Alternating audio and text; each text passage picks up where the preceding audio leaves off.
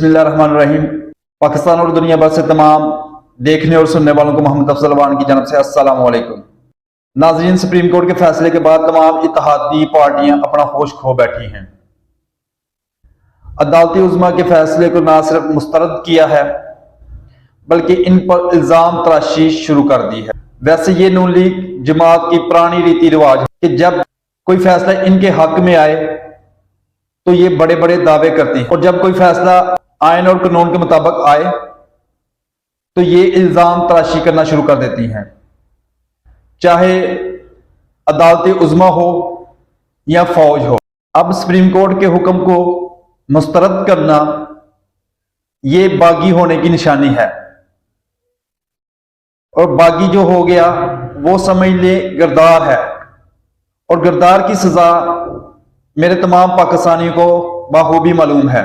लिहाजा तमाम इत्तेहादी पार्टियों को होश व जज्बा कायम रखना चाहिए, ना कि अपने अदारों पर, अपनी अदालती उज़्मा पर ऐसे इल्जाम तराशी करना चाहिए।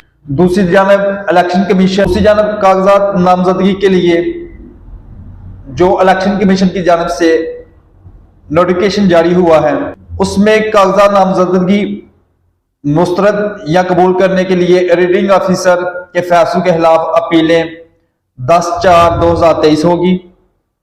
अपीलेट ट्रिब्यूनल की तरफ से अपीलों का फैसला 17/4/2023 होगी। उम्मीदवारों की नजरसानी शुदा की आखिरी तारीख 18/4/2023 होगी।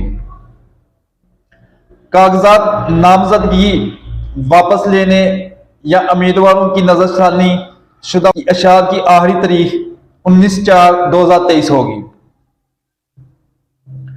इलेक्शन लड़ने वाले उम्मीदवारों को मुंतखबी निशान की अल्टीमेट 20/4/2023 होगी।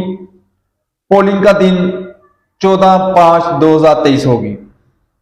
इलेक्शन कमीशन ऑफ पाकिस्तान के हुक्म से मज़कूरा प्रोग्राम पंजाब की सूबाई असेंबली में खवातीन और गैर मुस्लिम के लिए मखसूस नशिस्तों पर भी लागू होगा।